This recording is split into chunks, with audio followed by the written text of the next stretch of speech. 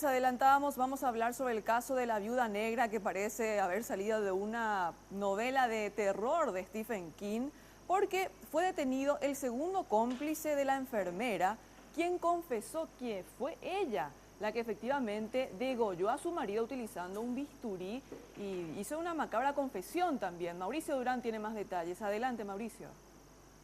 Así, compañeros, y en horas de la mañana se realizó el allanamiento en la vivienda de Joel Esteban Servián, un hombre de 38 años de edad, en la ciudad de Lambaré.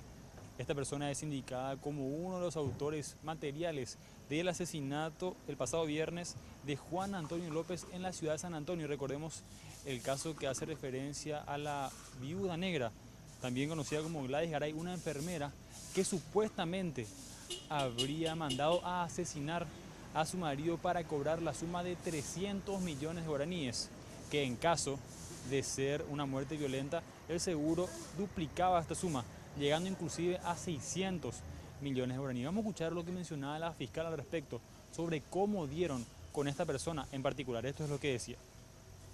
La empresa de telefonía nos informa que el señor Ferreira Cristaldo volvió a este lugar en la madrugada del crimen. Y en ese sentido, el señor recientemente aprehendido habría recibido numerosos llamados de parte de Ferreira Cristaldo la noche anterior al crimen y también en la madrugada, que es lo que nos interesa.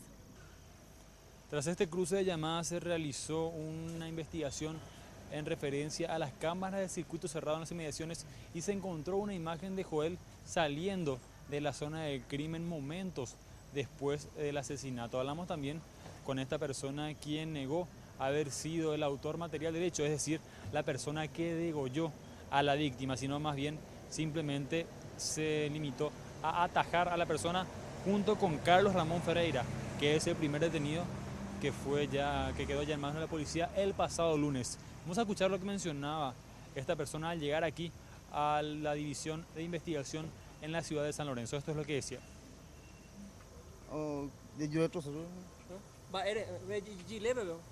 Sí, no, no sé, sí,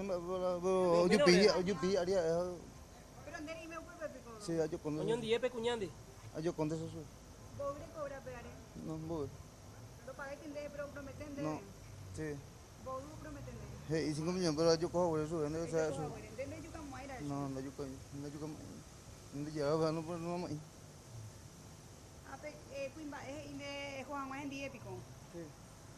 Ah, mi amigo, de vecino. Ah, no, guay, fue mi acuerdo. Ah, o planeamos ir ahí, cuila o yucao la. No, pero no, se ve pues, ¿dónde? Vai lá organizar la peña pagua. Se ne. Vai de la cuña vai de.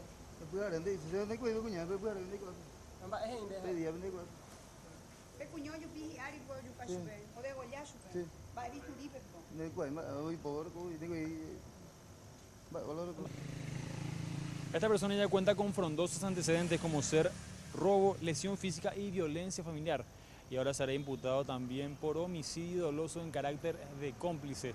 Y una vez que terminen los diferentes procedimientos aquí en el Departamento de Investigación de la Policía en San Lorenzo, pasará a la Fiscalía y posteriormente ya será derivado probablemente a Tacumbú, nos decía la fiscal del caso. De esta manera entonces se cierra la investigación de este hecho en particular con estas 3 personas involucradas en este caso. Por el momento es todo, compañeros, volvemos a estudios. Muchísimas gracias, Mauricio Durán, por esta información. Entonces, ya escuchábamos, según la policía, el caso está prácticamente cerrado. Las 3 personas detenidas ya están imputadas y en el caso de la enfermera Gladys Garay, ella ya guarda reclusión en la cárcel del Buen Pastor.